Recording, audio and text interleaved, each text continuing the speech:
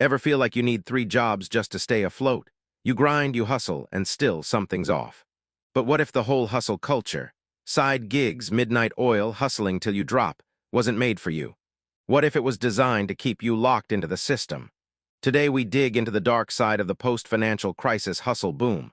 Who's really benefiting and how you can pick side hustles that serve you. Part 1, The Rise After Crises, Why Side Hustles Became a New Normal. Let's rewind the tape. It's 2008. The U.S. economy crashes hard, millions lose jobs, homes, retirement savings. People who once clocked in 9 to 5 now scramble for anything to pay the bills. That's when the seeds of hustle culture were planted. But things didn't end there. Fast forward to 2020, the COVID-19 pandemic hits. Everything stops, layoffs spike, gig apps explode. Suddenly, driving Uber, delivering food, or selling stuff online becomes the way to survive. And now it's 2025. What started as a temporary fix has become the default. You don't just have a job, you're expected to have a side hustle too. The data doesn't lie. According to the Wall Street Journal, by early 2025, around 5% of U.S. workers officially report having multiple jobs. That might sound small until you realize that's over 8 million Americans working double just to keep up. But that's just the tip of the iceberg. Millennials and Gen Z. Around 4 in 10 are doing a second job. Some even have third gigs. For many, this isn't about chasing dreams, it's survival. Rent, groceries, gas, everything's up. Wages, not so much. So are side hustles working? Let's look at the real numbers. According to LendingTree, 44% of Americans now rely on a side hustle just to cover basic expenses. But here's the kicker. Half of them make under $500 a month. Only 18% earn more than $1,000 a month. Think about that. You're putting in your nights and weekends and still struggling to break even. It's like working a second job for the price of a few tanks of gas. And yet hustle culture keeps telling us, grind harder. Sleep is for the broke. If you're not hustling, you're falling behind. But what if this isn't a motivational trend? What if it's a systemic response to a broken economy? Why it matters now. We're in an era where one job rarely pays enough to cover rent in most cities, pay off student loans, or even save for an emergency. And here's what's wild. Instead of demanding better wages or policy reform, society tells you it's your fault for not hustling harder. So, is hustle culture really about empowerment? Or has it become the duct tape slapped over an economy that's no longer built to support the average worker? Part 2, Conspiracy Theory 2025, Who Really Gains from Your Hustle? All right, let's get into the part nobody wants to talk about. You've probably seen the memes. Sleep, that's for losers. Work 18 hours a day now so you can sleep on a yacht later. If you're not building your empire, you're building someone else's. But here's the question, whose empire are you really building? The hidden winners of hustle culture. Here's the conspiracy theory making rounds in 2025. Hustle culture is not about freedom or financial independence. It's a modern corporate trap, engineered and incentivized by big tech platforms, gig economy giants, and investors to keep you working without ever owning. Think about it, you become a driver for Uber. Rent your space out on Airbnb, pick up jobs on TaskRabbit, Fiverr, DoorDash, and what do they give you? A dashboard, a badge, maybe a $20 referral bonus, but not health care. Not retirement, no job security. Meanwhile, they rake in billions. They get free labor, no benefits, no long-term commitment, and you carry all the risk. Modern economics professor, Columbia University. Conspiracy or business model. Let's not call it a wild theory just yet. Because here's what academic research confirms. Platforms like YouTube or TikTok push conspiracy content, not because they believe in it, but because it drives engagement. More clicks equals more ads equals more money. They then monetize your attention via predatory ads, affiliate scams, donation baiting, even AI-generated guru content with fake reviews. This same structure shows up in hustle culture. Instead of monetizing your attention, they monetize your time. The more desperate the economic climate becomes, the more they profit. There's no niche that a middleman won't step into to parasitically extract profit. Reddit commenter on the gig economy. And they don't even need to employ you to do it. The system is the hustle. It's not burnout anymore. It's built-in exhaustion. We've moved from 9 to 5 jobs with benefits to 24/7 side hustles with apps that control your schedule, track your ratings, and punish you for low productivity. You think you're your own boss, but the algorithm is your supervisor. Uber tells you when to drive. Airbnb penalizes for cancellations. Etsy buries your shop if you're not constantly active. They hand you just enough hope to keep you grinding, but never enough reward to get out. Let's reflect. If hustle culture was truly empowering, wouldn't more people be breaking free? Instead, 60% of side hustlers say they still live paycheck to paycheck. Burnout is rising among young Americans in their 20s and 30s. Mental health issues tied to work anxiety have doubled since 2019. So maybe the system isn't broken. Maybe it was built this. Part 3, the hidden costs of the hustle. Let's be real for a second. Everyone talks about the potential of a side hustle, but no one talks about the price you're already paying. Because hustle culture doesn't just take your time. It eats away at your health, your peace, and your future. Burnout and mental health, hustling until you break. There's a story on Medium that went viral in 2024.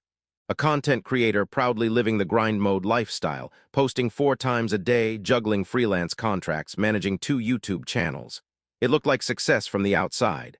But on the inside, panic attacks, no sleep, isolation, until one day he just shut it all down. He wrote, "I built a hustle I couldn't escape from. I was working more than ever but felt poorer than ever mentally, emotionally, spiritually." And he's not alone. Recent stats show 67% of side hustlers report burnout. 1 in 5 say their side gig is more draining than their actual job. Think about that. You go from your 9-5 straight into a 5-10, and the only break you get is when you crash. Even Tim Denning, a well-known hustle advocate, now admits that toxic productivity nearly wrecked his health. This is no longer a rare exception. It's the norm. Time poverty, always on, never off. There used to be a thing called a hobby. Now, if you like painting, start an Etsy. Like to bake, open a cottage kitchen. Have a dog, pet influencer. What used to bring joy now has a price tag. Every interest becomes a monetization opportunity. And here's what happens. No weekends off. No creative space. No time for family or mental reset. You're always on. Even when you're off, you're thinking about the algorithm, client emails, or what to post next. This is called time poverty. You may make a little more money, but you own less of your life. The financial illusion, more work but not more wealth. Let's look at the numbers again. According to LendingTree, the median side hustle earns just $400 a month. Only 18% of people make over $1,000 a month. Now factor in taxes on 1099 income, app fees, cost of tools, gas, or materials, time spent managing it all. Suddenly, that $400 feels more like $200. Sure, some people make it work. There are top-tier freelancers, consultants, and digital product sellers, but they're the minority. For most Americans, side hustles don't build wealth, they just plug holes. And here's the most dangerous part. You might be working harder than ever, but getting further away from real freedom. The trade-off nobody talks about. So let's ask the uncomfortable question. Even if you do earn $1,000 a month from a side hustle, at what cost? Burned out mind, broken relationships. No time to rest, think, or just live. That's not Part 4, choosing a smart side hustle. Don't just work more, work smarter. So let's say you're convinced. Yes, hustle culture has a dark side, but that doesn't mean all side hustles are bad. The truth is, some side gigs can build real value if you choose wisely, but most people don't. They jump into whatever pays quickest, and that's where the trap begins. Start with better questions. Before you pick up that third shift or start a dropshipping store, ask yourself these 5 questions. 1. Why are you hustling in the first place? Is it to patch a temporary hole? Or are you trying to chase someone else's Instagram dream? If your main job isn't paying enough to live, that's a systemic problem, not a personal failure. Your side hustle shouldn't be a forever hustle. It should be a bridge. Smart mindset. This gig helps me escape debt, not build a career in stress. 2. Will this hustle scale? Or will it always depend on your time? One-time gigs like walking dogs, delivering groceries, or tutoring are fine to start. But they won't build real wealth unless they evolve. Ask, can this be turned into a business? Can I turn knowledge into a product? Can I outsource or automate part of it? If the answer's no, you're just trading hours for dollars. 3. Can it become passive, or at least semi-passive?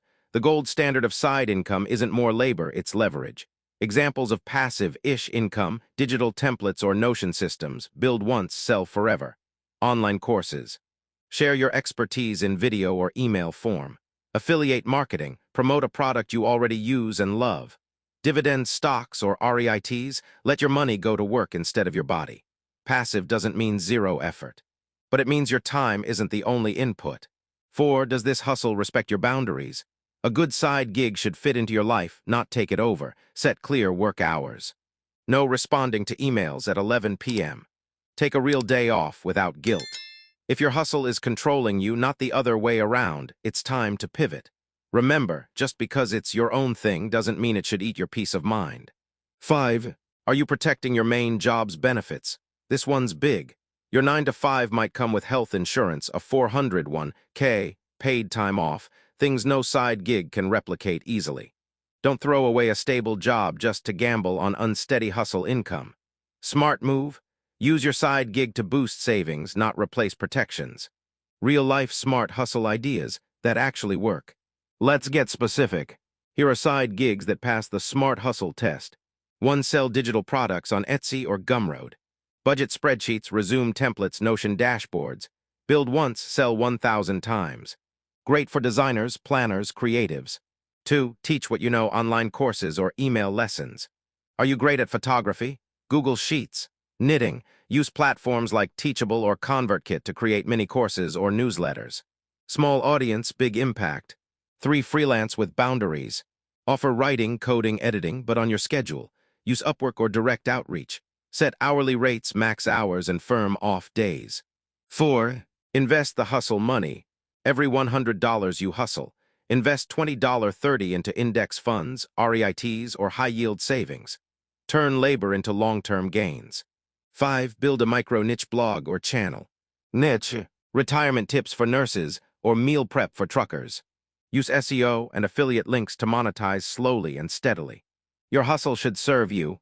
Your side hustle should fund your goals, not rob your. Part 5. Counterpoint. When hustle is done right. Let's not throw the baby out with the bathwater. Not every side hustle is a trap. Not every gig leads to burnout. For some people, the right hustle can be empowering, energizing, even healing. Passion projects can reignite purpose. Take it from Tim Denning, a writer and content creator who built his side hustle after hours, from 6 p.m. to midnight. He didn't chase trends or quick cash. He chased what lit him up, writing about life, purpose, and freedom. And guess what? He didn't burn out because he set hard boundaries. Focused on one thing at a time. Kept it rooted in passion, not pressure. He writes, "A hustle rooted in passion gives energy.